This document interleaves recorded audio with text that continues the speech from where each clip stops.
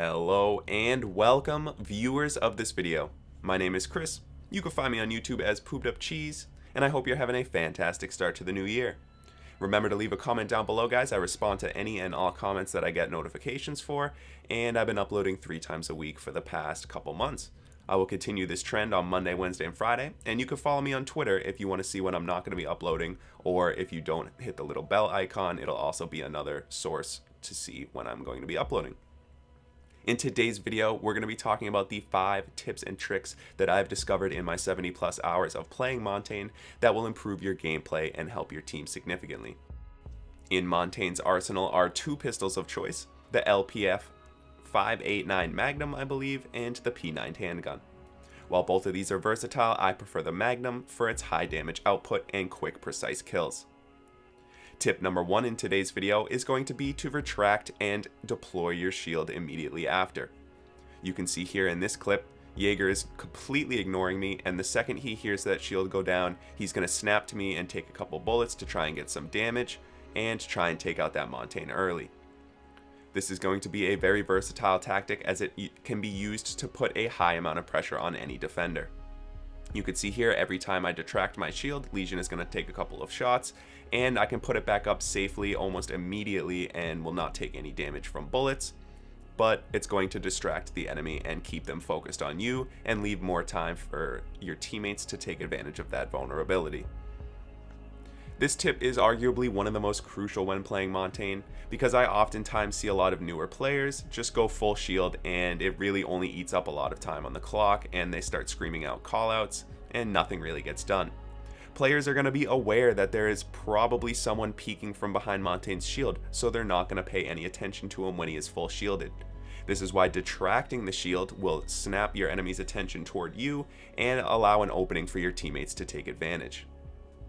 The second tip that is often neglected with Montagne that I have in today's video to improve your gameplay is going to be to actively mark your enemies.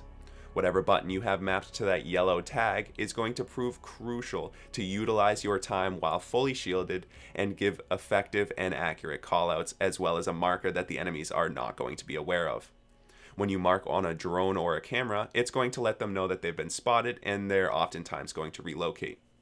Because when you're fully shielded, you're really not applying any pressure, and your opponents are often going to be stationary and waiting for someone to peek behind you. Using this marker can be insanely effective in order to call out the enemy and get them killed as quickly as possible. This strategy can be tricky and misleading sometimes, so you're really going to want to wait until a player is anchoring in the objective to mark them, or make sure they're stationary and let your teammates know when they move. When doing this strategy on a player that's roaming and constantly moving, it can be misleading and you have to be very careful.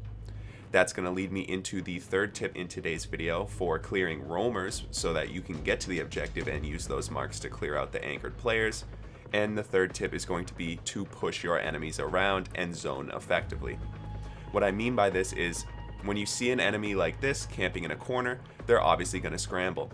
You're going to want to call them out and make sure you have an accurate gunner behind you, and you can effectively relocate defenders and make them very uncomfortable when they're outside of the objective.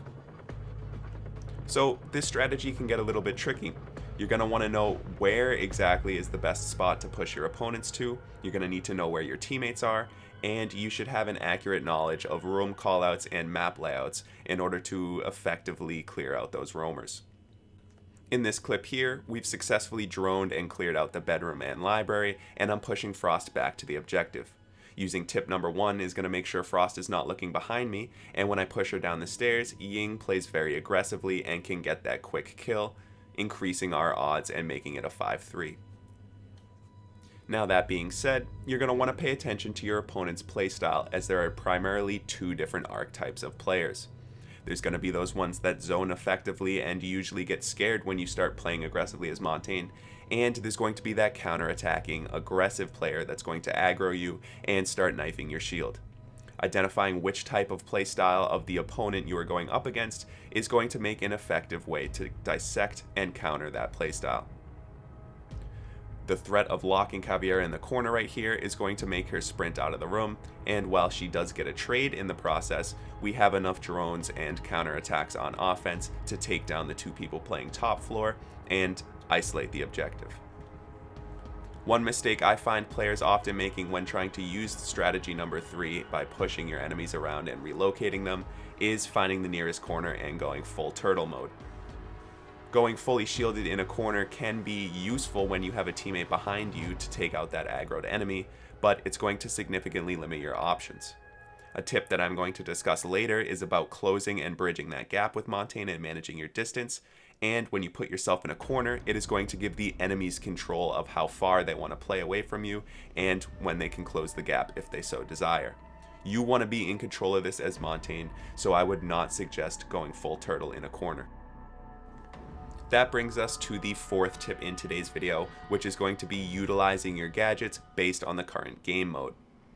When playing bomb as Montagne, you're more often than not going to want to bring smoke grenades.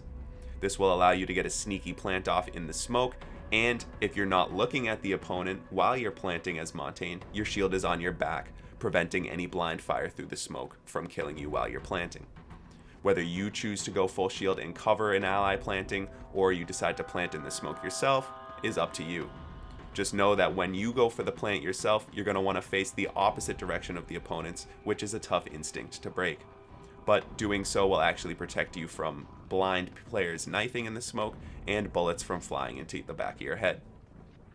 Playing the other game modes like Secure Area or Hostage, you're probably going to want to bring the 3 flashbangs, because if you become outnumbered and enemies get aggressive, you could put yourself in a doorway and blind anyone trying to push, whereas if they're going for a retake, you could just go full shield and completely block out the doorway. Now, there's a lot when using this strategy in different game modes that I have to discuss that I'm not going to be able to due to the length of this video, but if you notice your enemy bringing a lot of trap operators, bring a Thatcher. If there's a heavy roam game, bring a fuse, etc. You're going to need to adapt to your opponents. That brings us to our 5th and final tip to improve your Montagne gameplay, which is going to be to effectively manage your distance. Now, this can mean a lot of different things, and it's going to be different based on the defending operator composition. When playing aggressive roamers like Caballera or 3 speeds, they're going to have the advantage as to how much distance they want to keep from you, and it's going to take a lot of practice to adapt and figure out which operators to push and when to de-extend your shield. This tip can also vary across console, believe it or not, because on PlayStation 4 and Xbox One, players are generally going to be less accurate and have a more difficult time hitting your hand that's holding the gun behind your shield or your feet below it. Playing on PC, on the contrary, you're really going to want to be careful and choose when to de-extend your shield when enemies aren't looking, because players are a lot more accurate and deadly with each shot that they put out. A little side tip that will help you manage your distance as Montagne is going to be being careful of which direction you decide to move. Moving horizontally left and right a lot is going to make yourself at risk of teammate bullets and anyone playing behind you, while moving forward and back can help you manage that distance and avoid as much team and friendly fire as possible. You need to identify when an enemy is paying attention to you and when they're going to be distracted by your teammate. When an enemy is distracted by your teammate, that is the time to de-extend your shield, crouch, and slowly walk towards them. Figuring out how far away you should be before initiating the melee animation is going to take some practice, and due to latency and lag and other various Rainbow Six Siege issues, it can be rather frustrating to identify when the appropriate time to melee actually is. But once you master this, it's going to be very satisfying to take out players who really aren't giving Montagne the respect that he deserves as a solo fragging operator. To summarize what I've learned on my journey to making Montagne my main offensive operator as far as playing time goes, is he is a highly defensive and team-based offensive operator. I can be using him to effectively solo frag out in 1v4s, but it's really not an ideal situation. It's very easily counterable and can prove very frustrating against a team that knows how to counter him effectively, and there are going to be extreme highs and extreme lows when playing Montagne. Montagne is extremely catered to that team-based playstyle, and anyone who likes to call the shots, call out strategies, operator compositions, and lead their team and take charge is going to find Montagne a very effective choice. He can take control of complex, high-stress situations, and having someone confident with Montagne in your team composition is going to bring team morale way up and effectively dissect those enemy defenses. If you enjoyed this video or learned something new, please remember to leave a like, And if you find a more effective way to play Montagne that you've discovered that I forgot to mention, please leave a comment down below. I hope you have a beautiful and positive rest of your week, guys, and I will catch you all in the next video.